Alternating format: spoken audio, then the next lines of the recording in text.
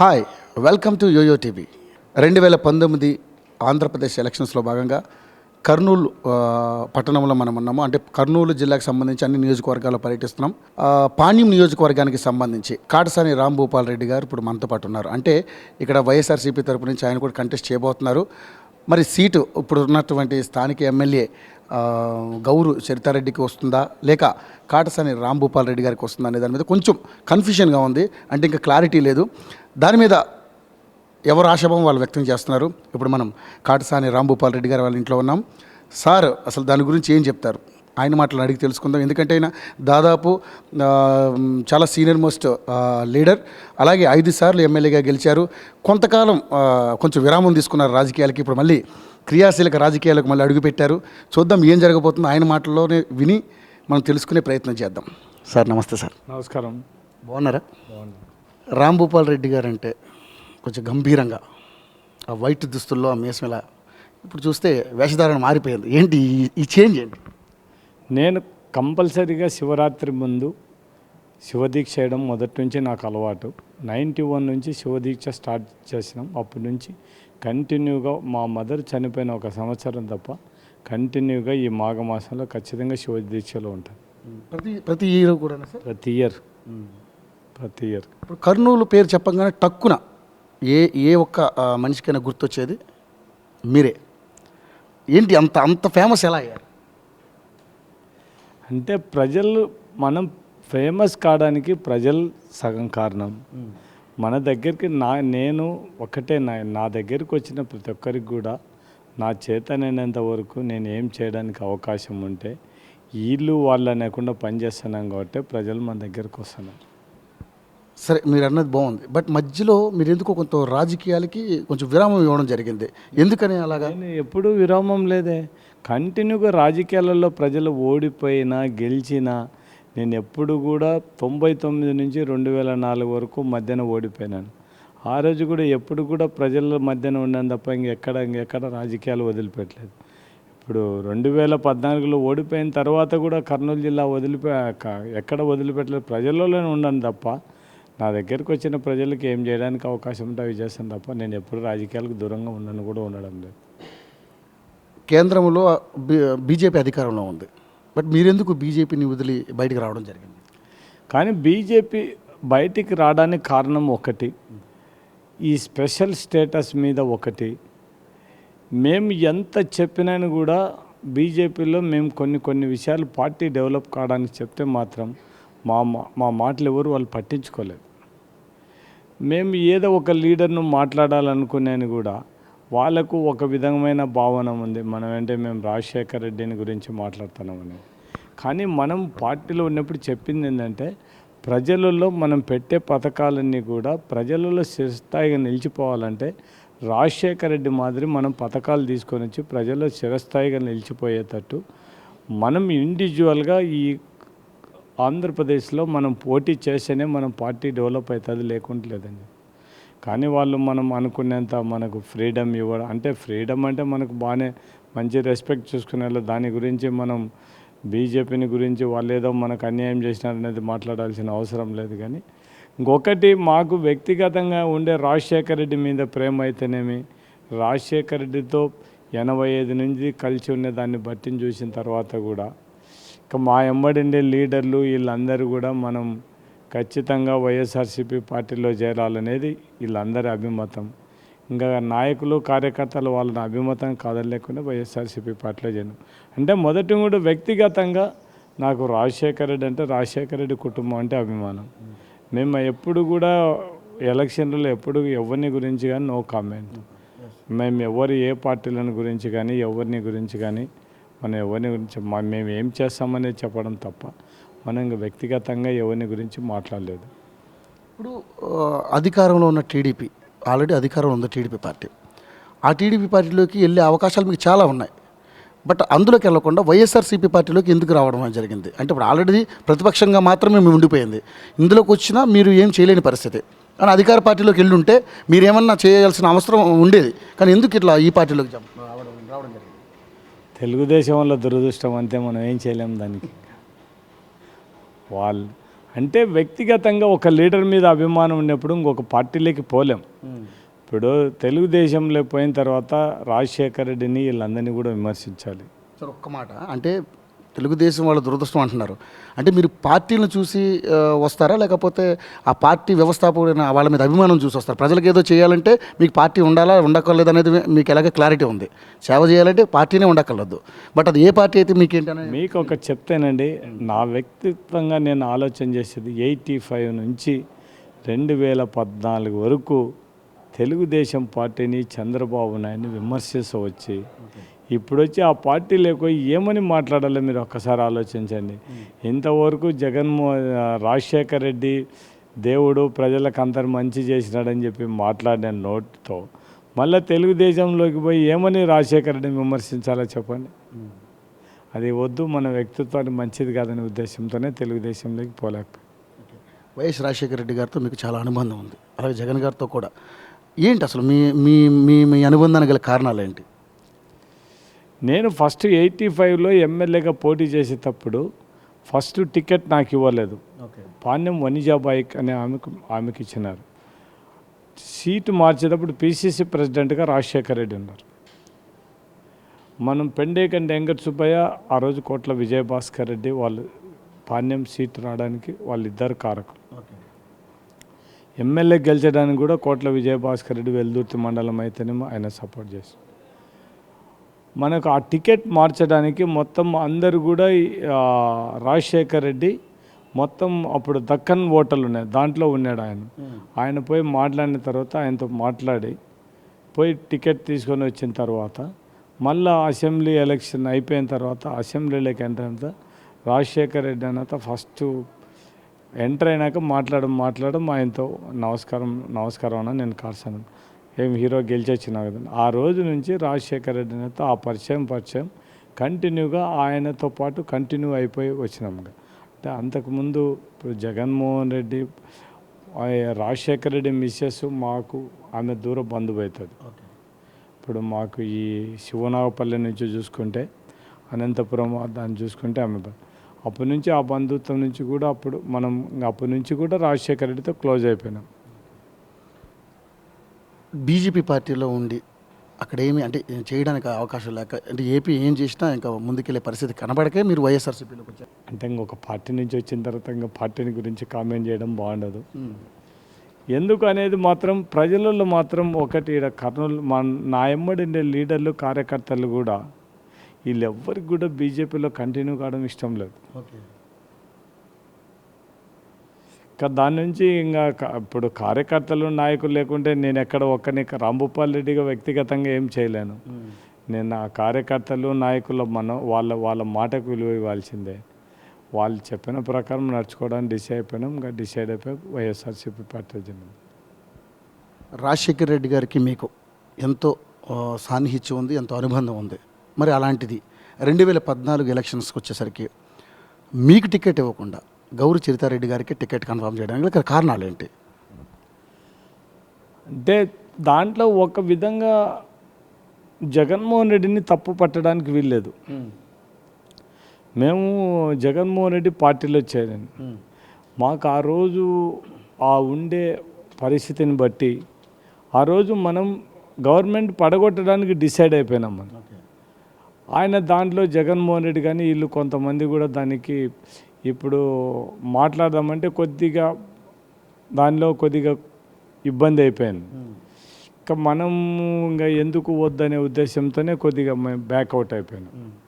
కొంతమంది మేము అంటే కొంతమంది అందరం ఫ్రెండ్స్ అందరం కూడా వద్దు అనే ఉద్దేశంతో వచ్చి ఆయన మళ్ళా మనం మధ్యాహ్నం జగన్మోహన్ రెడ్డితో మాట్లాడడానికి అవకాశం లేదు. మా అమ్మడి అంతా ఎన్నిక వచ్చిన వాళ్ళు అందరూ కూడా జగన్మోహన్ రెడ్డితో మాట్లాడినారు. వాళ్ళందరూ కూడా మాట్లాడి సీట్లు తెచ్చుకున్నారు. నేను ఒకరోజు మాట్లాడినా కానీ ఇంకా నేను పోయి జగన్మోహన్ రెడ్డి దగ్గరికి పోయి ఖచ్చితంగా నాకు సీట్ ఇవ్వాలని కానీ నేను పార్టీలో చేస్తానని ఒక్కరోజు కూడా జగన్మోహన్ రెడ్డి గారు చెప్పలేదు. మళ్ళా నేను అడగలేదు, నేను పార్టీలో చేస్తానని ఆయనకు చెప్పలేదు. దాని నుంచి ఆయన నేను ఇంకా పార్టీలోకి రాననుకునే ఉద్దేశంతోనే వాళ్ళకు మాట చెప్పిండొచ్చు అనేది మనం అంతే. లాస్ట్లో ట్రై చేసినాను కానీ ఇప్పుడు లాస్ట్ స్టేజ్ అని చెప్పేసి ఇంకా మనం కూడా పట్టించుకోలేదు, ఇంకెందుకు వద్దు అనే ఉద్దేశంతో. అంటే మీకు సీట్ రాలేదన్న మనస్తాపంతోనే బీజేపీలోకి వెళ్ళారని కొంతమంది అనుకుంటారు. నేను మీకు ఒకటి చెప్తానండి. నేను బీజేపీ నుంచి పోటీ చేసింటే మీరు ఏదో ఒక పార్టీ రికగ్నైజ్ పార్టీ చేసింటే ఎమ్మెల్యే గెలిచినేవాడిని. మీరు ఇప్పుడు ఇండిపెండెంట్గా పోటీ చేయడం, నాకు ఇంత రాజకీయ అనుభవం ఉండి నేను ఆలోచన చేయకపోవడం ఒక విధంగా తప్పు. దాంతోపాటు అన్నీ తెలిసి ఉండి కూడా ఎస్పీ రెడ్డికి రెండో ఓటేమని చెప్పడం కూడా తప్పే. ఓకే. ఇప్పుడు ఏనుగు ఆటో రెండు కన్ఫ్యూజ్ అయిపోయినాయి. నేను ఏనుగు గుర్తు మీద నాకు అంతా తెలిసి ఆడ బీఎస్పీ తరపున పోటీ చేయడానికి అవకాశం ఉండి కూడా చేయలేకపోయాను. మేము తెలుగుదేశంతో కూడా అప్పుడు ఫస్ట్ అడిగాం, వాళ్ళు ఇస్తారేమో చేసి, కానీ ఇంక వాళ్ళంతా ఆల్రెడీ కన్ఫర్మ్ చేసినామనే ఉద్దేశంతో టికెట్ ఇవ్వలేకపోయాం. మనం వచ్చిన తర్వాత ఎలక్షన్ అయిపోయిన తర్వాత ఇండిపెండెంట్గా పోటీ చేసిన తర్వాతనే 62,000 ఓట్లు వచ్చినాయి. ఆడ మధ్యాహ్న ఓట్లు కన్ఫ్యూజ్ అయినది, ఏనుకో ఆటోకు కన్ఫ్యూజ్ అయిపోయిన ఓట్లతోనే ఓడిపోవడం జరిగింది. 12 రౌండ్ వరకు పాణ్యం నియోజకవర్గం నాదే మెజార్టీ. 11 రౌండ్ల తర్వాత మెజార్టీ తగ్గిపోయింది. మరి ఇంత ఫాలోయింగ్ ఉన్న మీరు పాణ్య నియోజకవర్గానికి వచ్చేసరికి ఎందుకు ఓడిపోవాల్సి వచ్చింది? అంటే ఏమన్నా మీ ఏంటో లోపాలు ఏంటి అసలు? ఇప్పుడు మీకు ఒకటి చెప్తానండి, నేను ఎక్కడ ఓడిపోయానని మీరు అనుకుంటున్నారు? ఈ కర్నూలు జిల్లాలో ఒక ఇండిపెండెంట్ కేవలం రాంభూపాల్ రెడ్డి వ్యక్తిగతంగా ఏ పార్టీ గుర్తు లేకుండా ఏం లేకుండా 62,000 ఓట్లు వచ్చినాయంటే నాకు ఫాలోయింగ్ లేదని మీరు ఎట్లా చెప్పగలరు చెప్పండి? అదే అంటున్నాను సార్, అంత ఫాలోయింగ్ ఉండి ఎందుకు ఓటమి? అంటే ఒక్కొక్కసారి రాజకీయ రాంగ్ స్టెప్స్ అంటే స్వయంకృత అపరాధం అనేది ఉంటాయి. ఈ స్వయంకృత అపరాధంతోనే ఎమ్మెల్యేగా నాకు జరిగినది, నేను కొన్ని స్టెప్స్ కొద్దిగా స్పీడ్గా తీసుకోకపోవడం కూడా ఒక దురదృష్టం. నేను రాజకీయాల్లో అసెంబ్లీ ఎలక్షన్ జరిగేటప్పుడు మాకందరికి కూడా మేము కాంగ్రెస్ పార్టీలో ఉన్నాం, కాంగ్రెస్ పార్టీని తప్ప ఇంకొక పార్టీ నుంచి పోటీ చేయకూడదు అనేది మా ఉద్దేశం.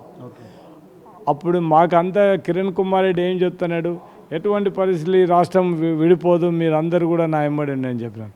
మేమందరం కూడా కిరణ్ కుమార్ రెడ్డి మాటలు నమ్మి మోసపోయినాం. అది ఒకటి. లేకుంటే అందరి మాదిరి ఏదో ఒక పార్టీ అప్పుడే చూసుకొని నిందముగా.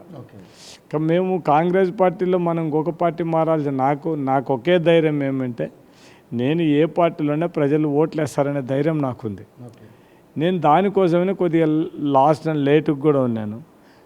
కొద్దిగా కొంతమంది కొన్ని పరిస్థితుల్లో అవన్నీ ఇంకా బయట చెప్పడం కష్టమవుతుంది, కానీ కొంతమంది మనకు వస్తుందనే ఉద్దేశంతోనే కొన్ని రాజకీయాల్లో కొద్దిగా తొందరపడి స్టెప్ తీసుకోకపోవడం అనేది నాకు మైనస్ అయిపోయింది. ఇప్పటి సీఎంగా ఉన్నటువంటి చంద్రబాబు నాయుడు గారు ఏ విధంగా ఉంది? ఆయన పరిపాలన ఎలా ఉంది? అంటే ఆయన ముఖ్యమంత్రి అయిన తర్వాత ఆంధ్రప్రదేశ్ అంటే విడిపోయిన తర్వాత, తెలంగాణ నుంచి ఆంధ్రప్రదేశ్ విడిపోయిన తర్వాత ఆయన పనితీరు ఎలా ఉంది? ఆంధ్రప్రదేశ్ డెవలప్మెంట్ విషయంలో ముందంజ వేశారా లేదా? 153,000 కోట్ల అప్పు చేసిన వాళ్ళు ఏ విధంగా అభివృద్ధి చేసినారని చంద్రబాబు నాయుడు మనం అనుకోవాలో చెప్పండి.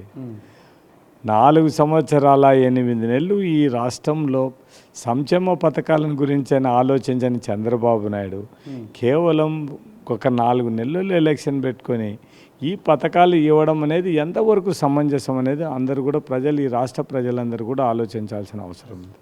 2014లో ఏ వాగ్దానాలు చేసినారో ఎంతవరకు నెరవేర్చినారనేది కూడా ఆలోచించాల్సిన అవసరం ఉంది. ప్రజలు తెలుసుకోవాల్సింది ఒకటి, ఏ రాజకీయ నాయకుడైనా ఏ రాజకీయ పార్టీ అయినా కూడా ప్రజల ముందర చేసే వాగ్దానాన్ని ఖచ్చితంగా నెరవేర్చాలి.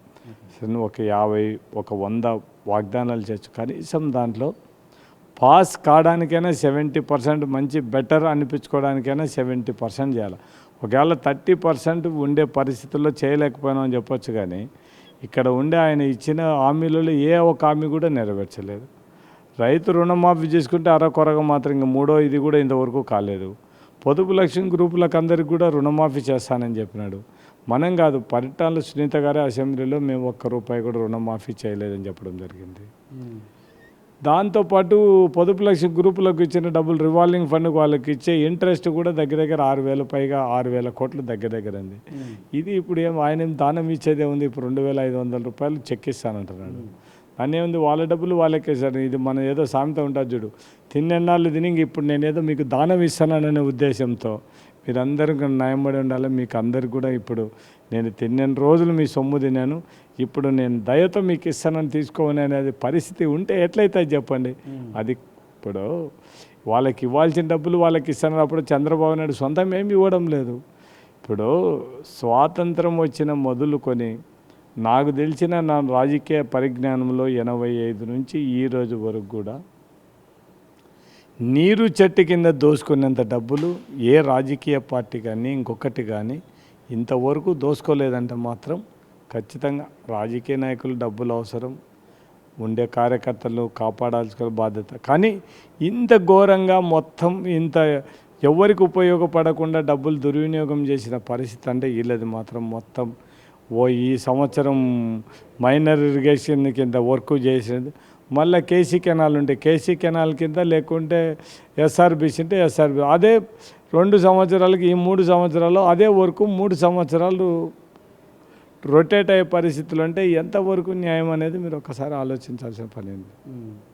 ఇప్పుడు అంటే ప్రత్యేక హోదా విషయానికి వస్తే, ప్రత్యేక హోదా విషయం మీద ఒక కన్ఫ్యూజన్ నడుస్తుంది ఇప్పుడు. దానికి అంటే ఎవరూ చేయలేని పరిస్థితికి అయిపోయింది. అంటే సీనియర్గా ఉన్నటువంటి ముఖ్యమంత్రి గారి వల్లనే కాలేకపోతుంది. అంటే అంత రాజకీయ పరిజ్ఞానం ఉన్నటువంటి చంద్రబాబు వల్లే కాలేకపోయింది. అలాగే సార్, అంటే రేపొద్దున మరి జగన్ గారి వల్ల అయ్యే అవకాశం కనపడుతున్నాను. మీకు ఒకటి చెప్తానండి, ఏ రాజకీయ నాయకుడైనా కూడా స్టాండ్ కరెక్ట్గా ఉండాలి. ఎందుకు చంద్రబాబు నాయుడు గారు స్టాండ్ కరెక్ట్ తీసుకోలేదు చెప్పండి. ఎలక్షన్ల ముందర నరేంద్ర మోడీ, చంద్రబాబు నాయుడు తిరుపతి సాక్షిగా ఈ రాష్ట్రానికి ప్రత్యేక హోదా ఇస్తామని చెప్పినప్పుడు, ప్రత్యేక హోదా ఇవ్వకుండా నిన్నెందుకు ప్యాకేజీకి ఒప్పుకోవాల్సిన అవసరం వచ్చింది చెప్పండి. నువ్వే అసెంబ్లీలో ప్యాకేజీని గురించి మాట్లాడుతీవి. నేను ఇంతకంటే ఈ రాష్ట్రంలో ఉండే ఈ దేశంలోనే ఇంత మంచి ప్రధాని లేని పరిస్థితి ఉండాలని చెప్పడం జరిగింది. మనం అసెంబ్లీలోనే నువ్వు తీర్మానం చేసి నరేంద్ర మోడీని అభినందించినావు. నువ్వు మొత్తం ఇవన్నీ కూడా ఈ స్పెషల్ స్టేటస్ కంటే స్పెషల్ ప్యాకేజీ బెటర్ అనేది మాట్లాడినది మీరే. దాందేముంది, ఏం స్పెషల్ స్టేటస్ ఇచ్చిన రాష్ట్రాలు ఏం అభివృద్ధి అయినాయి, స్పెషల్ ప్యాకేజీ ఉండే రాష్ట్రాలు ఏం అభివృద్ధి కాలేదో చెప్పమని చెప్పినారు. స్పెషల్ ప్యాకేజీకే నువ్వు ఒప్పుకోని చెప్పినాను. పోలవరం ప్రాజెక్టు మొత్తం సెంట్రల్ గవర్నమెంటు నేషనల్ ప్రాజెక్ట్ తీసుకుంటే లేదు, మాకు స్టేట్ గవర్నమెంట్కి ఏమంటే ఇస్తేనే అయిపోయింది. నువ్వు హోదాని అన్నే మొత్తం నీకు పోలవరం ప్రాజెక్ట్ వస్తేనే నీకు హోదా అవసరం లేదని చెప్పేసినావు మొత్తం అంతా. ఇప్పుడు ఇవన్నీ కూడా ఇప్పుడు చంద్రబాబు నాయుడు యూటర్న్తోనే మనకి ఈరోజు ఈ ఆంధ్రప్రదేశ్కి ఈ పరిస్థితి. జగన్మోహన్ రెడ్డి ఫస్ట్ స్టాండ్ ఒకటి, ఈ రోజు వరకు కూడా ఒక స్టాండే. ప్రత్యేక హోదా కావాలి, ప్రత్యేక ప్యాకేజ్ వద్దని చెప్పి మాట్లాడే నాయకుడు జగన్మోహన్ రెడ్డి. మొత్తం యువబేరి మీటింగులు పెట్టి, వంచన దీక్షలు పెట్టి మొత్తం మాట్లాడితే లాస్ట్కు పిల్లలందరూ కూడా చంద్రబాబు నాయుడు రిటర్న్ చేసినాడు. మీరు దీక్షలలో పాల్గొంటే మిమ్మల్ని కేసులు పెడతామని చెప్పి బెదిరించిన నాయకుడు చంద్రబాబు నాయుడు. మళ్ళీ ఈరోజు ఆయనే ఎట్లా దీక్షలు పెట్టగలడు అనేది మనం ఒకసారి ఆలోచించాల్సిన అవసరం ఉంది కదా. సరే, ఇన్ని దీక్షలు చేపట్టినటువంటి జగన్మోహన్ రెడ్డి గారు రేపొద్దున అధికారంలోకి వస్తే మీ పార్టీ తరపున స్టేటస్ తీసుకురాగలని మీరు అనుకుంటున్నారు? 100% స్పెషల్ స్టేటస్ ఈ దేశంలో ఖచ్చితంగా మా ఎంపీలతోనే ఆధారపడి గవర్నమెంట్ వచ్చే పరిస్థితి ఉంటుంది. ఖచ్చితంగా మాకు ఏ పార్టీ, మా జగన్మోహన్ రెడ్డి నుంచి ఒకటే చెప్తున్నాడు, ఏ పార్టీ అయినా సరే మాకు ప్రత్యేక హోదా ఇస్తామనే పార్టీకి సపోర్ట్ చేస్తానని చెప్పడం జరుగుతుంది. మేము రేపొద్దున అదే ఖచ్చితంగా అడుగుతాం. ఖచ్చితంగా ప్రత్యేక హోదా వస్తుంది. ఖచ్చితంగా మాకు 100% 100% ఉంది. ఈ రాష్ట్ర ప్రజలు జగన్మోహన్ రెడ్డిని ముఖ్యమంత్రిగా కోరుకుంటున్నారు కాబట్టి ఖచ్చితంగా స్పెషల్ స్టేటస్ తీసుకొని వచ్చేస్తాం అంతే. మీ విషయానికి వస్తే ఈసారి పాణ్యం నియోజకవర్గానికి సంబంధించి టికెట్ వారిలో మీరున్నారు, అంటే మీరు ఆశిస్తున్న టికెట్ని రాలేదేమనుకుంటున్నారు? నాకు ఖచ్చితంగా టికెట్ వస్తుందని ఆశ ఉంది. టికెట్ ఇవ్వాల్సింది నేనా కాదు, జగన్మోహన్ రెడ్డి ఇవ్వాలి. జగన్మోహన్ రెడ్డి ఎవరు బెటర్ క్యాండిడేట్ అంటే వాళ్ళకి ఇచ్చేస్తాడు అంతే. మీ అభిప్రాయం అదే అంతే. ఇంకా దాంట్లో ఏముంది, సర్వేల ప్రకారం టికెట్లు అన్నారు, రైట్, ఓకే, నో ప్రాబ్లం. సర్వేలు లేనప్పుడు మనకెందుకు టికెట్ అవసరం లేదు. సర్వేలు ఉంటేనే ఏమని చెప్తాం అంతే. ఇప్పుడున్నటువంటి సిట్టింగ్ ఎమ్మెల్యే గౌరు చరితారెడ్డి గారు కాకుండా మీకే టికెట్ రావచ్చని ఎలా అనుకుంటున్నారు? ఇప్పుడు టికెట్ ఇవ్వాల్సింది గౌరీ చరిత కాదు, కాటసాని రాంభూపాల్ రెడ్డి కాదు, ఇవ్వాల్సింది జగన్మోహన్ రెడ్డి. అంతే తప్ప మేమిద్దరం డిసైడ్ చేసుకునేది కానే కాదు. జగన్మోహన్ రెడ్డి మనుషులు ఎవరుకుంటే వాళ్ళకి టికెట్ ఇచ్చేస్తాడు అంతే. దాని గురించి పెద్దగా ఆలోచన చేసిన పనే లేదు. అంటే ఏదో ఒక ఆశ ఉంటుంది కదా. నా వరకు నాకు వ్యక్తిగతంగా ఖచ్చితంగా సీటు నాది అనేది నాకు ధైర్యం ఉంది. సో ఇప్పుడు మీ ఆశ మీకుంది, తన ఆశ తనకు ఉండొచ్చు. కానీ మీ వల్ల నియోజకవర్గ ప్రజలే కావచ్చు, మీ క్యాడరే కావచ్చు, లేదా కార్యకర్తలే కావచ్చు, కన్ఫ్యూజన్, చాలా ఇబ్బందికరమైన వాతావరణం. అంటే ఎవరికి వస్తుందో ఏంటని ఒక ఉత్కంఠ ఎలా ఉంది అసలు? ఎలా మీరు దీన్ని గెలవగలరు అసలు? ఇప్పుడు రాంభూపాల్ రెడ్డి వ్యక్తిగతంగా రాంభూపాల్ రెడ్డి గ్రూప్ రాంభూపాల్ రెడ్డి ఎమ్మడి ఉంది. నా ఎమ్మడి నాయకులు కార్యకర్తలు ప్రజలు ఉండరు. నో కన్ఫ్యూజ్, దానికి ఏం ఆలోచన చేయాల్సిన అవసరమే లేదు. మా వాళ్ళకి అందరికీ వాళ్ళ ఉండే ధైర్యం వాళ్ళకు ఉంది. జగన్మోహన్ రెడ్డి ఇస్తారనే ధైర్యం అందరికీ ఉంది. చూసాం, సీ అండ్ వెయిట్ అంతే. ఇంకా ఈ 5 సంవత్సరాల్లో మీ నియోజకవర్గానికి, అంటే ఇప్పుడు ఉన్నటువంటి పాణ్యం నియోజకవర్గానికి ప్రజలకు ఏమైనా చేశారు? ఇప్పుడు మీకు ఒకటి చెప్తాను, కేవలం రాంభూపాల్ రెడ్డిగా వ్యక్తిగతంగా 62,000 ఓట్లు వచ్చినాయంటే రాంభూపాల్ రెడ్డి అనేవాడు ప్రజలకు చేయకుండా ఎందుకు ఓట్లు వేస్తారు చెప్పండి? ఏమేమి చేశారు? మొత్తం ఎస్ఆర్బిసి వాటర్ రైతులకు అందరికి కూడా 2004 నుంచి 2014 వరకు ప్రతి ఒక్క రైతుకు వాటర్ ఇచ్చినాం. ఎస్ఆర్బిసి ఎక్కడ ఇబ్బంది లేకుండా. మొత్తం 14 నుంచి ఇబ్బంది పడుతున్నారు రైతులు తప్ప. టోటల్గా రైతులకు నాకు ఎక్కడ మేనేజ్మెంట్ చేస్తే ఎక్కడ రైతులకు ఇబ్బంది లేకుండా, ఎక్కడ కొద్దిగా వాటర్ నిలబెడితే మళ్ళీ రైతులకు ఇబ్బంది లేకుండా ఉన్నదని నాకు తెలుసు. నేను అధికారులతో మాట్లాడి ఎక్కడెక్కడ వాటర్ స్టాగ్నేట్ చేపించేసి అవసరం ఉన్నప్పుడు అంతా వాటర్ వదిలిపెట్టి. ఇప్పుడు ఇంకోటి అదృష్టం అంటే గోర్కల్ రిజర్వాయర్లో 7.5 దగ్గర 10 TMC వాటర్ పెట్టడానికి అవకాశం ఉంది. నెక్స్ట్ జగన్మోహన్ రెడ్డి వచ్చిన తర్వాత 10 TMC వాటర్ పెట్టేస్తాము. రైతులకు ఎప్పుడు అవసరం అనుకుంటే రైతులకు అందరికీ నీళ్ళు ఇవ్వడానికి ఎటువంటి అభ్యంతరం ఉండదు. ఖచ్చితంగా చేస్తాం. సాగునీటి గురించి కొన్ని చేశారు. తాగునీటి పరిస్థితి ఏంటి? తాగునీరు కూడా ఇప్పుడు చాలా వరకు నేను కొన్ని విలేజెస్లో పూర్తిగా ఇబ్బందిగా ఉన్నప్పుడు కూడా చాలా వరకు ప్రాబ్లం. ఇప్పుడు చేయాల్సింది ఓరవకల్లు మండలంలో సాగునీరు, తాగునీరు వాళ్ళకు ఈ అంద్రి నివా వాటర్ నుంచి తీసుకురావాలి. దాన్ని ఏం చేయాలనే చూడాలి. ఇప్పుడు ఈ ఓరవకల్లు మండలంలో ఒక 4-5 గ్రామాలు కాలుబుగ్గ దగ్గర ఉండే బోర్ల మీద ఆధారపడింది. లాస్ట్కు చాలా వరకు కూడా ఈ పారే ఏరు కూడా చాలా వరకు డ్రై అయిపోతుంది. లాస్ట్కు దేవుళ్ళలో అంతకుముందు బాగా నీళ్లు ఉండేటివి. ఇప్పుడు మోటార్ పెట్టి కొట్టాల్సిన పరిస్థితి వస్తుంది ఆడ వాటర్. దాన్ని ఆ వాటర్ అక్కడ ఉండే వాటర్ విలేజెస్ సప్లై చేయకుండా మొత్తం అవన్నీ కూడా దాన్ని ఆడ స్టాప్ చేయించేసి ఎస్ఆర్బిసి నుంచి కానీ అంద్రి నివా నుంచి కానీ తీసుకొచ్చి వాటర్ ఇవ్వాలనేది ఒకటి. దాంతోపాటు ఈ నీళ్ళతో పాటు ఎంతవరకు సాగు చేసుకోవడానికి అవకాశం ఉండే వరకు సాగునీరు ఇవ్వాలనేదే పరిస్థితి. దాంతో ఇంతకుముందు కల్లూరు మండలంలో అంతకుముందు కూడా ఈ తుంగభద్ర నుంచి కానీ ఈ అంద్రి నుంచి కానీ లిఫ్ట్ ఇరిగేషన్లు పనిచేసి అవన్నీ కొన్ని డిఫంక్ట్ అయిపోయినాయి. దాన్ని అన్నీ కూడా రైతులకు అందరికి కూడా మొత్తం అంద్రి నివాల్లో సర్ఫేస్ డైస్ పెట్టేసి మొత్తం ఎక్కడికక్కడ వాటర్ భూమిలో ఇంకిపోయడానికి చేయడం. ఆ రైతులకు అందరికి కూడా మోటార్లు పెట్టుకొని నీళ్లు కొట్టుకునే ఇబ్బంది లేకుండా నేను 2012లో 2013లో సిన్సియర్గా ట్రై చేశాను. సర్ఫేస్ డైస్ శాంక్షన్ చేపించి పంచాయతీరాజ్ సెక్రటరీ దగ్గరికి పోయి మాట్లాడి అన్నీ చేసినా కూడా ఈ తెలంగాణ, ఆంధ్ర దీంట్లో ఈ ప్రాబ్లమ్స్తో దాని గురించి పెద్దగా ఇంకా ఆఫీసర్లు కూడా పెద్దగా పట్టించుకోవడం డిలే అయిపోయింది. ఇప్పుడు జగన్మోహన్ రెడ్డి వస్తేనే అది మాత్రం అంద్రి మీద అవి చేయాలి. చాలా వరకు ఇబ్బంది లేకుండా ఈ అంద్రి నుంచి వచ్చే నీళ్ళన్నీ కూడా అన్ని చెరువులకు నేను నింపడానికి చూస్తాను. ఖచ్చితంగా అన్ని చెరువులకు నీళ్లు నింపుతాం. రైతులకు ఎక్కడెక్కడైతే సాగునీరు ఇవ్వడానికి అవకాశం ఉందో అవన్నీ కూడా ఇచ్చేస్తాం. ఇప్పటివరకు అంటే పాణ్యం నియోజకవర్గానికి సంబంధించి పెద్దగా, అంటే కొంత అభివృద్ధి చెందినా కూడా పెద్దగా అభివృద్ధి చెందలేదని చెప్పి అక్కడ ప్రజలు కొంచెం నిరాశ వ్యక్తం చేస్తున్నారు. దీనికి కారణాలు ఏమై ఉంటారు? మీరు ఒక్కటి చెప్తాను, పాణ్యం నియోజకవర్గం అభివృద్ధి చెందలేదనేది మాత్రం పాణ్యంలో ఇంజనీరింగ్ కాలేజీలు వచ్చినాయి, రెసిడెన్షియల్ హాస్టల్స్ వచ్చినాయి, సోలార్ కూడా ఇక్కడనే పాణ్యం నియోజకవర్గం మన ఓరవకల్లు మండలంలో పెట్టారు. రేపు ఇండస్ట్రీస్ వస్తాయి. ఒక దురదృష్టం ఏమంటే పాణ్యం ప్రజలకు మొత్తం వాళ్ళ అన్నలలో ఏం తప్పులేదు, కానీ విష్ణుప్రియ స్టీల్ ఇండస్ట్రీస్ వచ్చిందంటే పాణ్యం రూపురేఖలే మారిపోయింది.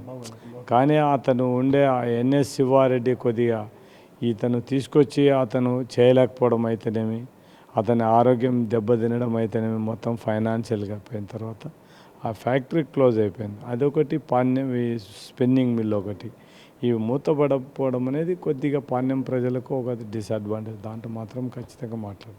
అక్కడ ప్రజలు కూడా అంటే చెప్పేది ఏంటంటే ఎవరు ఈ నియోజకవర్గానికి సంబంధించి ఏ ఎమ్మెల్యే గెలిచినా కూడా ఈ నియోజకవర్గానికి పెద్ద చేసింది ఏమీ లేదని ఒక ప్రధానంగా వినపడుతున్నటువంటి వార్త.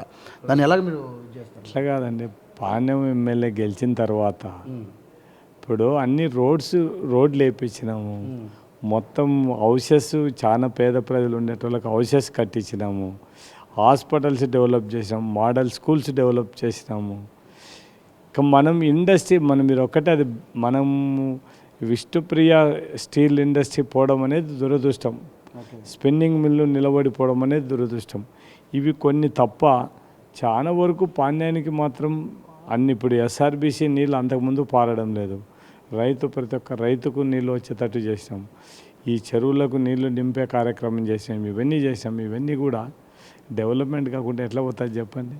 రేపు మీరు ఎమ్మెల్యేగా ఎన్నికైతే నియోజకవర్గానికి ఏమేమి అభివృద్ధి చేయబోతున్నారు? నా ధ్యేయం ఒకటే, నిజమైన పేదవానికి అనేటువంటి ఖచ్చితంగా ఇల్లు కట్టేయాలి, రైతు అనేవానికి ఇబ్బంది లేకుండా గిట్టుబాటు ధర. ఇప్పుడు ఎస్ఆర్బీసీలో రైతులు మాట్లాడే దాంట్లో కూడా కొద్దిగా సమంజసం ఉంది. ఇవన్నీ కూడా కాలువ లో లెవెల్లో అవుతానే, భూములు హై లెవెల్లో ఉన్నాయి. అంతకుముందు ఇంజనీర్లు చేసిన తప్పుతనాన్ని ఖచ్చితంగా ఇప్పుడు చాలామంది రైతులు మోటార్లు పెట్టి నీళ్లు కట్టుకుంటారు. అది లేదు, రేపు నెక్స్ట్ ఎలక్షన్ అయిపోయిన తర్వాత మొత్తం పాణ్యం మండలాన్ని చంపించి ఈ బ్లాక్లో ఎక్కడెక్కడైతే హై లెవెల్లో భూములు ఉండే, లో లెవెల్లో కెనాల్ పోతుంది, అవన్నీ కూడా హై లెవెల్కి తీసుకొని వచ్చి ఏ రైతు కూడా మోటార్లు పెట్టి నీళ్లు కట్టుకోలేకుండా డైరెక్ట్ గ్రావిటీ మీద పారేయడానికి ఖచ్చితంగా చేస్తాం, అది చేపించేస్తాం. సార్, మీ ఫ్యామిలీ నుంచి ఎవరు, అంటే మీరు తప్పితే పెద్దగా మీ ఫ్యామిలీ తరపున రాజకీయాల్లోకి వచ్చినటువంటి పరిస్థితి కనపడటం లేదు. రీసెంట్లీ మీ సతీమణి గారికి వైఎస్ఆర్సీపీ కండవ కప్పారు. అంటే క్రియాశీలక రాజకీయాల్లోకి ఎంటర్ అయ్యే అవకాశం ఏమైనా కనపడుతుందా?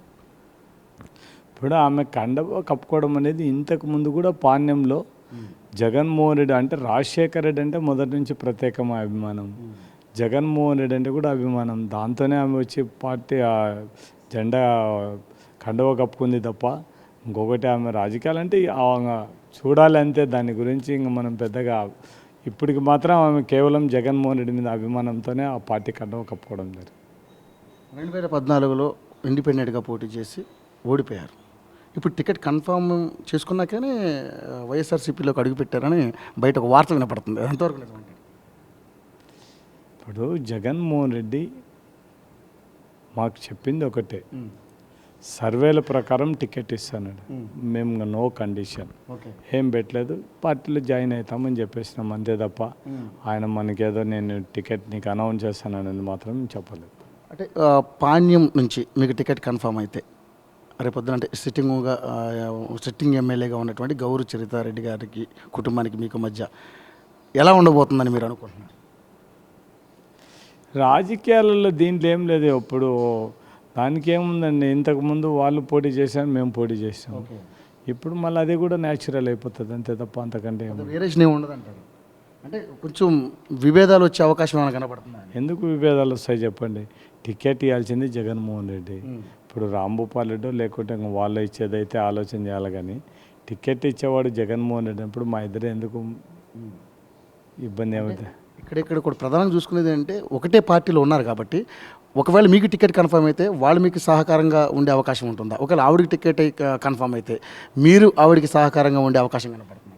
ఇప్పుడు దాని గురించి మాట్లాడడం బెస్ట్. రాజకీయాలలో ఒకరు టికెట్ అయిపోయిన తర్వాత ఇంకొకరు చేస్తారా చేయరా అనేది ఎలక్షన్ ఆ రోజును బట్టి, ఎలక్షన్ క్యాన్వాస్ని బట్టి ఎవరు అడ్జస్ట్ అవుతారు, ఎవరు అడ్జస్ట్ కారు అనేది తెలిసిపోతుంది. ఇప్పుడే ఇంతకుముందు చెప్పలేము. ఇప్పుడు చూస్తున్నటువంటి అంటే పాణ్యం నియోజకవర్గానికి సంబంధించి చూస్తే భౌగోళికంగా చూసుకుంటే చాలా విచిత్రమైనటువంటి అంటే పరిస్థితి. కొన్ని అంటే 14 వార్డులు ఈ కర్నూలులో ఉండడం జరిగింది. ఇక్కడ అర్బన్ నుంచి అక్కడ రూరల్ వరకు కూడా కొంచెం విచిత్రం, ఎటు చూసినా 80 కిలోమీటర్ వరకు. ఎందుకు ఆ విచిత్రమైన పరిస్థితి ఎందుకు వచ్చిందంటే? డీలిమిటేషన్లో వాళ్ళు చేశారు, మనం ఏం లేదు విధంగా. డీలిమిటేషన్లో ఇక్కడికి వచ్చేసింది. నేను పాణ్యం నియోజకవర్గం డీలిమిటేషన్లో కర్నూలుకి వచ్చిన తర్వాతనే కర్నూలు 14 వార్డులు ఉన్నాయనే ఉద్దేశంతోనే నేను ఇక్కడ పాణ్యం నుంచి పోటీ చేసింది, లేకుంటే బనాన్పల్లి నుంచి వదిలిపెట్టాల్సిన అవసరం లేదు. మీ మీ కుటుంబానికి విషయానికి వస్తే మీ తమ్ముడు రామరెడ్డి గారు మీకు కొంచెం ఏదో కొన్ని విభేదాలు ఉన్నాయని కొంచెం వార్తలు వినపడుతున్నాయి. రాజకీయంగా అదేమైనా మీకు ఇబ్బంది కలిగే అవకాశం ఉందా? ఇప్పుడు కాడసాని రామరెడ్డి ఏ పార్టీలో ఉన్నాడు, కాడసాని రాంభూపాల్ ఏ పార్టీలో ఉన్నాడు చెప్పండి? ఇద్దరం ఒకటే పార్టీ. అంటే బయట కొంచెం చర్చించుకుంటున్నారు. ఇప్పుడు అట్లా విభేదాలు ఉంటే ఎందుకు ఒక పార్టీలోనే చేస్తాం చెప్పండి? రామరెడ్డి మాకు ఎటువంటి, ఆయన అప్పుడు నేను బనగానపల్లిలో ఉన్నప్పుడు తెలుగుదేశం పోయినాడు తప్ప, తర్వాత మా ఇద్దరి మధ్యన మాకేం ఇప్పుడు మీ బంధం అంటే ఎటువంటి ప్రాబ్లమ్స్ లేకుండా ఎందుకు, మా అవసరం ఏముంది చెప్పండి? మేమిద్దరం అన్నదమ్ములం. ఖచ్చితంగా కాడసాని కుటుంబం రెస్పెక్ట్ నిలబెట్టాల్సిన అవసరం ఉంది. బనగానపల్లిలో వాళ్ళు నిలబెట్టుకోవాలి, పాణ్యంలో నేను నిలబెట్టుకోవాల్సిందే. దానికోసం మనస్పర్ధలు మామూలుగా మాకేమన్నా ఏం మనస్పర్ధలు ఉండాల్సిన అవసరం లేదండి. రాష్ట్ర ప్రధాన కార్యదర్శిగా రానున్న ఎన్నికల్లో మీ పాత్ర ఎలా ఉండబోతుంది? అంటే ఇప్పుడు పాణ్యం నియోజకవర్గానికి ఒకవేళ టికెట్ కన్ఫామ్ అయ్యి ఒకవేళ మీరు గెలిస్తే మీరు ఏవేమి అంటే మీ నియోజకవర్గానికి కాకుండా రాష్ట్ర కార్యదర్శిగా ఏం చేయబోతున్నారు? జగన్మోహన్ రెడ్డి ఇప్పుడు ఏదైతే నవరత్నాలు పెట్టినారో అవన్నీ కూడా ఇంప్లిమెంట్ అయ్యేటట్టు ఖచ్చితంగా జగన్మోహన్ రెడ్డి గారు, అంటే ఇప్పుడు జగన్మోహన్ రెడ్డికి మనం ఈ డెవలప్మెంట్ గురించి మనం చెప్పాల్సిన అవసరం లేదు. జగన్మోహన్ రెడ్డి ఆయనే నవరత్నాలు తీసుకొని వచ్చినాడు. అవన్నీ కూడా ప్రజలకు ఉపయోగపడేటట్టు పార్టీ తరఫున ఖచ్చితంగా జగన్మోహన్ రెడ్డి గారు ఎక్కడెక్కడ జరగడం లేదో చూసుకొని ఆయనకు చెప్పి ఖచ్చితంగా జరిపించేటట్టు ఏర్పాటు చేస్తాం. గౌరి వెంకటరెడ్డి గారితో మీ సంబంధాలు ఇప్పుడు ఎలా ఉండబోతుంది? ఎట్లా ఉండాలని చెప్తా, సీ అండ్ వెయిట్. మనం ఇప్పుడు ఏం చెప్పలేం కదా, ఎవరు మనస్తత్వం ఎట్లా ఉంటుంది, ఎవరు ఉంటారో ఎవరు పోతారో ఎవరు ఎట్లా చెప్పలేం కదా. అంటే రాజకీయంగా ఇంతవరకు బాగా ఎదురైతే మాట్లాడుతున్నాం, మాకేమో ఆ మనస్పర్ధలు అవన్నీ ఏం లేవు. ఇంకా రేపు రాజకీయాలు వచ్చిన తర్వాత చెప్పాం. ఇంతకుముందు బైరెడ్డి రాజశేఖర రెడ్డి బాగా మాట్లాడతానే మాతో, ఆయనతో పాణ్యం మేమిద్దరం పోటీ చేసిన తర్వాత మాట్లాడకపోయా ఒక 4-5 సంవత్సరాలు. మళ్ళీ ఇప్పుడు ఈ నడుమ ఎప్పుడు ఎక్కడైనా ఏదైతే మాట్లాడుతున్నారు. అంటే పోటీలు జరిగినప్పుడు మాత్రం మాట్లాడకపోవచ్చు అనేది ఒకటి, అంతే తప్పగా. సార్ అంటే ఇప్పుడు దాదాపుగా మీరు 5 సార్లుగా ఎమ్మెల్యేగా ఉన్నారు, మంచి సీనియర్ లీడర్. ఒక్కసారి కూడా మీరు మంత్రి పదవిని అధిరోహించలేకపోయారు. అంటే కేవలం మీ మీద ఫ్యాక్షన్ నేత అనే ముద్ర ఉండడం వల్లే మీకు ఆ పదవులు రాలేదని అనుకుంటారా? అంటే మనకు కూడా అదృష్టం ఉండాలి. ఢిల్లీలో హైకమాండ్ దగ్గర మనకి ఎక్కువ సంబంధాలు లేకపోవడం అనేది ఒకటి మైనస్. మేమంతా స్ట్రైట్ ఫార్వర్డ్గా ఉంటాం, ఎవరు చెప్పిన అనేది కొంతమందికి ఇబ్బంది. దాని నుంచి మాకు మంత్రి పదవి ఇవ్వాలనేది ఒకటి. కానీ మేము పార్టీ కోసం ప్రజల కోసం పనిచేస్తా అనేది ఎవరైతే నాకు వద్దని చెప్పిన వాళ్ళందరూ ఇప్పుడు ఫీల్ అయిపోతున్నారు. ఊరికి అనవసరంగా మనం ఎందుకు అగెనెస్ట్గా చెప్పినాం అనేది. కేవలం ఎన్నికల్లో గెలవాలంటే క్యాస్టే ప్రధానంగా ఇంపాక్ట్ చూపిస్తుందా, లేకపోతే మనం చేసినటువంటి అభివృద్ధి కానీ ప్రజలతో మనం ఉన్నటువంటి మమేకంగా ఉన్నటువంటి పరిస్థితులు కానీ ఏమైనా ఉపయోగపడతాయి? ప్రజలు కష్టపడి పనిచేసే ప్రజలు గెలిపిస్తారు తప్ప క్యాస్ట్ ఉంటే ఈ కర్నూలు జిల్లాలో మా పాణ్యం నియోజకవర్గం రెడ్లు ఎంతమంది ఉంటారు? తక్కువనే ఉంటారు. ఉంటే ఒక 10% 15% ఉండొచ్చు తప్ప ఇంకా కొంతమంతా వేరే క్యాస్ట్ ఉన్నారు. అందరినీ కలుపుకోపోవాల్సిందే తప్ప ఈ క్యాస్ట్ బేస్డ్ పాలిటిక్స్ చేసే కష్టమైపోతుంది. సార్ ఈసారి మీరు పాణ్యం నుంచి గెలిస్తే 6వసారి ఎమ్మెల్యేగా ఎన్నికవుతారు. ఈసారైనా మీరు అంటే మంత్రి పదవి ఆశించవచ్చా? ఎందుకంటే ఈ పార్టీ పరంగా కానీ ఒక సీనియర్ లీడర్గా చూసుకుంటే మీకంటే సీనియర్ ఎవరు లేరు. అంటే ఇప్పుడు మనకు ఆశలు ఉండొచ్చు కానీ జగన్మోహన్ రెడ్డి ఆయన లీడర్, బాస్ ఆయన ఎట్లా అనుకుంటే అట్లా జరుగుతుంది, అంతే తప్ప మీకంటూ ఆశ ఏం లేదా అనేది? అంటే ఇప్పుడు దాదాపుగా 6 సార్లు మీరు 5 సార్లు గెలిచారు. ఆశ ఉందని చెప్తున్నాను కదా, లేదని చెప్పడం లేదు. కానీ ఇవ్వాల్సిన వాడు జగన్మోహన్ రెడ్డి కదా. మిమ్మల్ని చూస్తే ఒక మాస్ లీడర్గా కనపడతారు జనాలకు అందరికీ. బట్ ఇప్పుడు చూస్తే అంటే దైవభక్తిగా ఉన్నవారు కొంతమంది కనపడతారు. అది ఎంతవరకు ఉపయోగపడుతుంది ప్రజలకి? ఇప్పుడు నేను శివదీక్ష చేసే నా కోసం చేసుకుంటుంది తప్ప నేను ప్రజల కోసం కానీ ఇంకొకరి కోసం చేయడం లేదు. నాకు యాగంటి స్వామి మీద నమ్మకంతో నేను శివదీక్ష తీసుకుంటున్నాను తప్ప ఇంకొకరు ఏదో నన్ను అనకాలనేది మాత్రం నేను ఎప్పుడూ ఆ పని చేయను.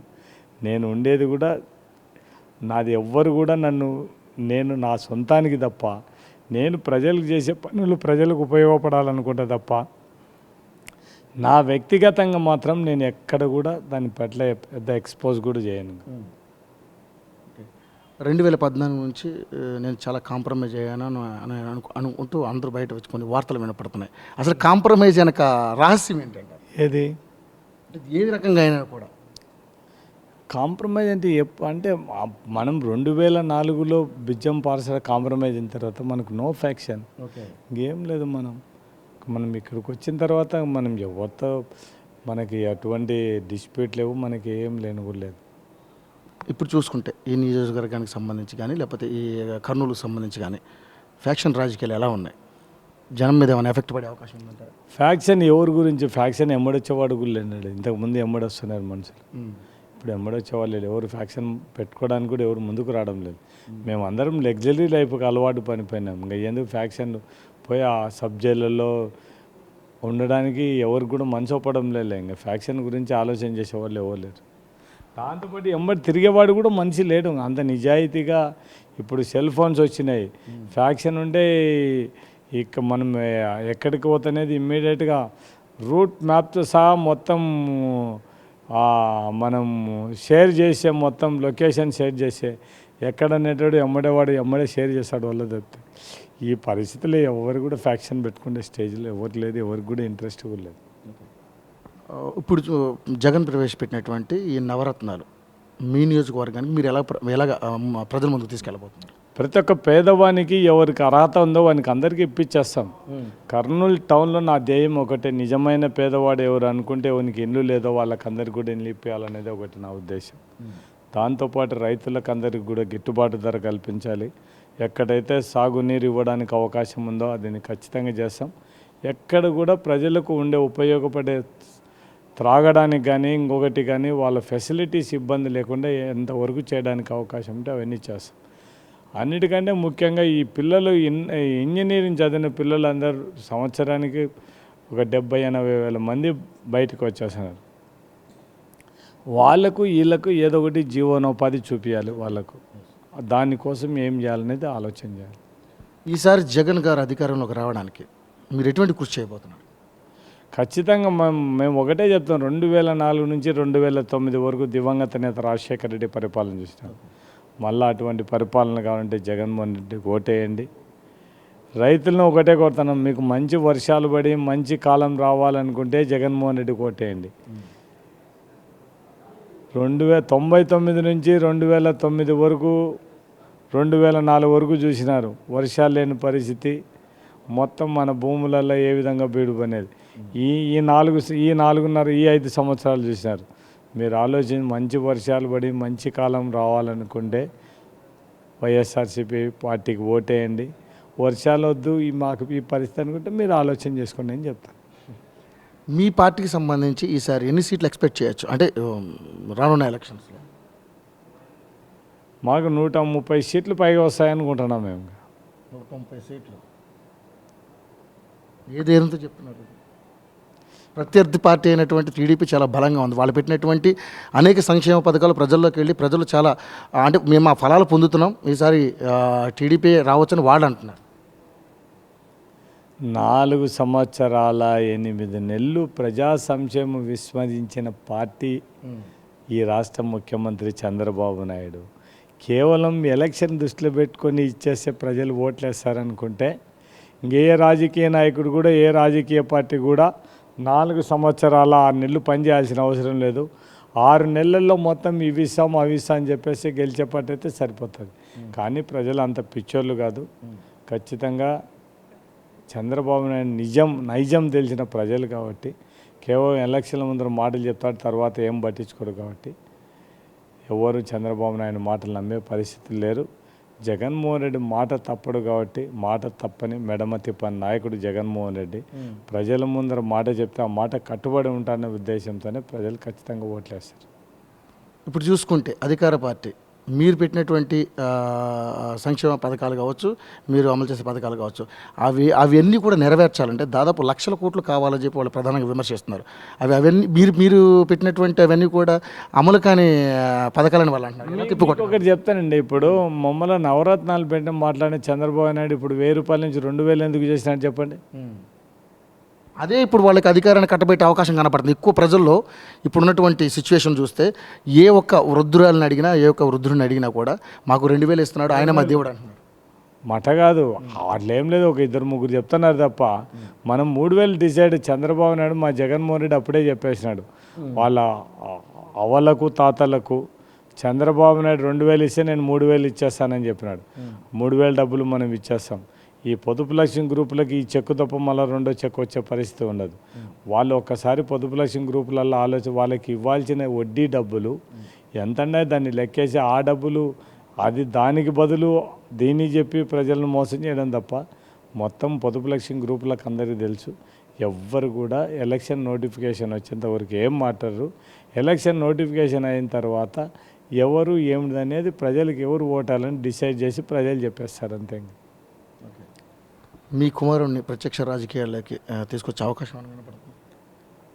ఖచ్చితంగా రాజకీయ నాయకుడు కొడుకు రాజకీయ నాయకుడు అయితే తప్ప ఇంకేం అడుగుదా. ఏం కాడని ఎలా అంటారు అంటే రాజకీయాల్లో ఇంట్రెస్ట్ ఉన్నప్పుడు ఖచ్చితంగా మనం ఎంకరేజ్ చేయాల్సిందే. ఓకే, సరే. ఇప్పుడు మీ నియోజకవర్గానికి సంబంధించి కాటసాని రాంభూపాల్ రెడ్డి గారు ఓటు అడగాలంటే ఏ విధంగా అడుగుతారు? ప్రజలను ఏం చూసి అడుగుతారు? ప్రజలు ఇప్పుడు మీకు ఒకటి చెప్తాను, నేను గడప గడప వైఎస్ఆర్ పోతున్నాను. ప్రజలే నాకు చెప్తున్నారు, సార్ నీకు ఈసారి ఖచ్చితంగా ఓటేస్తామని. నేను ఇంటి దగ్గరికి పోతేనే వాళ్ళే చెప్తున్నారు, సార్ నువ్వు ఉన్నప్పుడు మేము ఎప్పుడు వచ్చినా కూడా మీరు మాతో మాట్లాడినారు, పని అవుతుందా కాదా, మీరు ఇమ్మీడియట్గా రెస్పాండ్ అయ్యి మాకు ఆఫీసర్లతో మాట్లాడి చాలా వరకు పని చేయించుకున్నాం సార్. నాకు అఫీషియల్స్ కూడా నా దగ్గరికి వచ్చి మాట్లాడారు, సార్ మేము ట్రాన్స్ఫర్ వస్తే మీరు మమ్మల్ని ఎవరిని తోలుకొని రామని చెప్పకుండానే మీరు మాకు వచ్చి పని చేసినా సార్, మీకు తప్ప మేము ఎవరికి ఓటే ప్రసక్తి లేదు సార్ అని చెప్పడం. పేద ప్రజలు మొత్తం పాండ్యం నియోజకవర్గంలో ఓటు మనం ఖచ్చితంగా ఏమని అడిగే ధైర్యం, ప్రజలు మనకు ఓట్లు వేస్తారనే ధైర్యం రెండు ఉన్నాయి. అడిగే హక్కు ఉంది, వేయించుకునే హక్కు ఉంది, వాళ్ళు ఖచ్చితంగా మనకు ఓటేస్తారు. సార్, మొన్న జరిగినటువంటి తెలంగాణ ఎలక్షన్స్ తీసుకుంటే చంద్రబాబు నాయుడు గారు అక్కడ ప్రచారం చేసి చాలా ఘోర పరాజయం పాలయ్యారు. చంద్రబాబు నాయుడు తెలంగాణలో అడుగుపెట్టిన ఒక రిటర్న్ గిఫ్ట్ ఇచ్చాడని చెప్పి కేసీఆర్ గారు అన్నారు. రేపొద్దున ఆంధ్రాకి వెళ్ళి నేను ఆయనకు రిటర్న్ గిఫ్ట్ ఇవ్వబోతున్నాను అని అంటున్నారు. పైన మొన్న కూడా చూసుకుంటే కేటీఆర్ గారు జగన్ గారిని కలవడం జరిగింది. ఈ పరిణామాలను చూస్తుంటే వైఎస్ఆర్ కాంగ్రెస్ పార్టీకి సంబంధించి టీఆర్ఎస్ పార్టీ సపోర్ట్ చేస్తుందని అంటున్నారు. ఆ రిటర్న్ గిఫ్ట్ ఏమై ఉంటుందని అని మీకు అనిపిస్తుంది? మీరు ఇప్పుడు రిటర్న్ గిఫ్ట్ అనేది ఆయన వ్యక్తిగతం, ఆయన కేసీఆర్ ఇప్పుడు అంటే వ్యక్తిగతం అనేది కొంచెం ఎటకారంగా చెప్పడం జరిగింది. అది ఇప్పుడు ఆయన పోయి ఆయనని ఇష్టం వచ్చినట్టు విమర్శించినాడు. ఒక నాయకుడిని ఇంకొక నాయకుడు విమర్శించినప్పుడు మాట్లాడడం సహజం. కానీ జగన్మోహన్ రెడ్డి ఎక్కడ కూడా పోయి టీఆర్ఎస్కి ఓటేయమని చెప్పడం కానీ ఇంకోటి చేయలేదు. మనం జగన్మోహన్ రెడ్డి కేటీఆర్ వచ్చి మాట్లాడినది స్పెషల్ స్టేటస్ కోసము మొత్తం 42 రాష్ట్రాలు కలిపితే 42 మంది ఎంపీలు అవుతారు. రేపొద్దున ఏ గవర్నమెంట్ వచ్చినా కూడా ఈ 42 మంది ఎంపీలలో వచ్చే ఆంధ్రప్రదేశ్కు స్పెషల్ స్టేటస్ కోసం మేము కూడా మీకు సపోర్ట్ చేస్తాము. మనం ఈ 2 రాష్ట్రాలు, ఉభయ రాష్ట్రాలు కూడా మనం కలిసి ఉన్నాము. మీకు అన్యాయం జరిగితే మేము ఫైట్ చేస్తామనేందుకు జగన్మోహన్ రెడ్డి గారు మాట్లాడడం జరిగింది తప్ప కేసీఆర్ని చూసి కేటీఆర్ని చూసి మనకు ఆంధ్రప్రదేశ్లో ఓట్లు వస్తానే లేదు. కానీ ఒకటి మాత్రం పక్కనుండి 2 రాష్ట్రాలు సత్సంబంధాలు ఉంటేనే తప్ప లేకుంటే ఇబ్బంది అయిపోతుంది. మనకు కర్నూలు జిల్లాకి ఇబ్బంది లేకుండా ఉండాలంటే ఖచ్చితంగా తెలంగాణతో ఖచ్చితంగా సంబంధాలు ఉండాల్సిందే. మీరు ఇక్కడ బార్డర్ విలేజెస్ అన్నీ కూడా మొత్తం కర్నూలులో సగం మంది తెలంగాణ అల్లంపూర్కి సంబంధించిన వాళ్ళు. శ్రీశైలం రిజర్వాయర్ నీళ్లు తీసుకుంటే మొత్తం తెలంగాణ ఆంధ్ర 2 ఆధారపడి ఉన్నాయి. ఇప్పుడు నీళ్లు మనకు 854 వరకు వాటర్ తగ్గకుండా మెయింటైన్ చేయాలంటే తెలంగాణ గవర్నమెంట్ సహకరించాల్సిందే ఆంధ్రప్రదేశ్తో పాటు. అంటే అప్పుడు ఈ ఎస్ఆర్బీసీ నీళ్లు రావాలనుకుంటే మాత్రం పోతిరెడ్డిపాడు దగ్గర నుంచి రావాలంటే మాత్రం ఖచ్చితంగా తెలంగాణతో అవసరం. వాళ్ళతో నచ్చజెప్పి ఇక్కడ మార్చి వరకు నీళ్లు డౌన్ కాకుండా చూసుకొని ఇక్కడ రైతులను కాపాడాల్సిన బాధ్యత ఉంటుంది కాబట్టి ఖచ్చితంగా కేసీఆర్తో కంపల్సరీగా మంచి సత్సంబంధాలు ఉండాల్సిందే. దాంట్లో మాత్రం ఇంకొకటి లేనిది ఆయన ఇష్టం, ఆయన దానికి ఇప్పుడు ఆయన చంద్రబాబు నాయుడు పోయి ఆయన మాట్లాడినాడు కాబట్టి ఆయన నేను కూడా రిటర్న్ గిఫ్ట్ ఇవ్వాలని అది వాళ్ళిద్దరు తెలుసుకోవాలి. ఎందుకంటే జగన్మోహన్ రెడ్డికి ఏం సంబంధం చెప్పండి. అంటే చూస్తే పరిణామాలు చూస్తే మొన్న జగన్మోహన్ రెడ్డి గారిని కలవడానికి కేటీఆర్ గారి బృందం అంతా రావడం అంటే తెలంగాణకి సంబంధించి జగన్ గారికి ఈ టీఆర్ఎస్ పార్టీ సపోర్ట్ చేయడం వల్ల రేపు ఆంధ్రాలోకి వెళ్ళి ప్రచారం చేస్తారనే ఒక వార్త వినబడుతూ ఉంది. అది ఎంతవరకు? ఇప్పుడు అవతలి శత్రువుకు ఈ శత్రువు అనేవాడు యువతలి శత్రువుకు మిత్రుడు అవుతాడు తప్ప ఎందుకు వదిలిపెడతాడు చెప్పండి. ఏ ఛాన్స్ కూడా పొలిటికల్ లీడర్ అనేవాడు కూడా ఇప్పుడు నాకు సరిపోదు, నా ప్రత్యర్థి తింటాడు, నా ప్రత్యర్థి ఇంకొక ప్రత్యర్థి తింటాడు, అతను నాతో మాట్లాడతాడు తప్ప అతనితో నేను మాట్లాడకూడదు అనేది ఎట్లా అవుతుంది. నేను బయటపడాలనా వద్దా అనేది కూడా నా వరకు నాకు అతనితో ఎంత అవసరం ఉందనేది నేను ఆలోచన చేసుకుంటా తప్ప నేను ప్రజల ముందర చీప్ అయ్యే పరిస్థితులు ఏదాన్ని కూడా ఈ రాష్ట్రం ఉండే ప్రయోజనాలు వాళ్ళతో కలిసి ఈ రాష్ట్ర ప్రయోజనాలను దెబ్బతీసే పరిస్థితి ఉండదు. ఈ రాష్ట్ర ప్రయోజనాల కోసం అంతవరకు మాట్లాడితే తప్ప కొద్దిగా నాకు అవసరం లేదు కదా. ఫైనల్గా మీ నియోజకవర్గ ప్రజలు మీకు ఎందుకు ఓటేయాలి? నేను అందరి కోసం పనిచేస్తాను కాబట్టి ప్రజలు నాకు ఓటేయాలి. నేను ఇంకొకటి అనేది ఉండదు నా దగ్గర. నాకు ఓటేయకపోయినా కూడా నా ఇబ్బంది పడే పరిస్థితులు ఉంటే నేను ఖచ్చితంగా పనిచేస్తున్నాను అందరికీ. తెలుగుదేశం వాళ్ళు కూడా నన్ను వ్యక్తిగతంగా విమర్శించలేరు, నన్ను ఏం మాట్లాడని పరిస్థితి. ఒకవేళ హై లెవెల్ లీడర్లు ఏదో ఒకటి మాట్లాడతారు తప్ప లోకల్ లెవెల్ లీడర్లు ఎవరు కూడా నన్ను మాట్లాడరు. నేను ఎప్పుడు కూడా వాళ్ళ మీద కక్ష సాధింపు చర్య కానీ లేకుండా ఇంకొకటి కానీ ఏం లేదు కాబట్టి ప్రజలు కూడా నా విషయానికి వచ్చేందుకు మాత్రం అవతల పార్టీలు ఎవరు నో కామెంట్. చాలా థ్యాంక్స్ రాంభూపాల్ రెడ్డి గారు, మీ విలువైన సమయాన్ని కేటాయించి అంటే మీ నియోజకవర్గానికి సంబంధించి అంటే ఇప్పుడు సీటు బరిలో ఇద్దరు ఆల్రెడీ సిట్టింగ్ ఎమ్మెల్యే గౌరి చరిత గారు ఉన్నారు. ఇప్పుడు మీరు కూడా ఆ సీటు కోసం ప్రయత్నిస్తున్నారు కాబట్టి సీటు ఎవరికనేది ఇప్పుడు మీ మాటలోనే విన్నాం. అంటే జగన్మోహన్ రెడ్డి గారి మనసులో ఏముందో వారికే ఆ సీటు కన్ఫర్మ్ అవుతుందని చెప్పి మీరు చెప్పకనే చెప్పారు. చూద్దాం రానున్న రోజుల్లో సీటు మీకు రావచ్చా లేకపోతే సిట్టింగ్ ఎమ్మెల్యేగా ఉన్నటువంటి గౌరి చరిత గారికి రావచ్చా అది ప్రజలే జగన్మోహన్ రెడ్డి గారు నిర్ణయిస్తారు. కాబట్టి మీ ఆశ మా ఛానల్ తరపున నెరవేరాలని మేము కూడా మనస్ఫూర్తిగా కోరుకుంటున్నాం. మొత్తంగా చూసుకుంటే రాంభూపాల్ రెడ్డి గారు చెప్పినటువంటి మాటలు మనం విన్నాం. రానున్న రోజుల్లో జగన్మోహన్ రెడ్డి గారి మనసులో ఏముందో అది ఆయనకే తెలుస్తుంది. తప్పకుండా నాకు సీట్ వస్తుందని ఈయన కూడా ఆశాభావం వ్యక్తం చేస్తున్నారు. పాణ్య నియోజకవర్గానికి సంబంధించి నేను ఎన్నో చేశాను, తప్పకుండా అక్కడ ప్రజలు చాలా విజ్ఞతతో ఉన్నారు, నాకే ఓటేసి గెలిపిస్తారనే నమ్మకంతో ఆయన కూడా ఉన్నారు. కాబట్టి రానున్న రోజుల్లో ఎలా ఉండబోతుందనేది ప్రజలే నిర్ణయిస్తారు. చూద్దాం, మనం కూడా వెయిట్ అండ్ సీ. చూస్తూనే ఉండండి యోయో టీవీ ఛానల్. హలో, మిమ్మల్నే యోయో టీవీ యాప్ డౌన్లోడ్ చేసుకున్నారా? ఇంకా లేదా? మీ యాప్ స్టోర్కి వెళ్ళి వెంటనే డౌన్లోడ్ చేసుకోండి.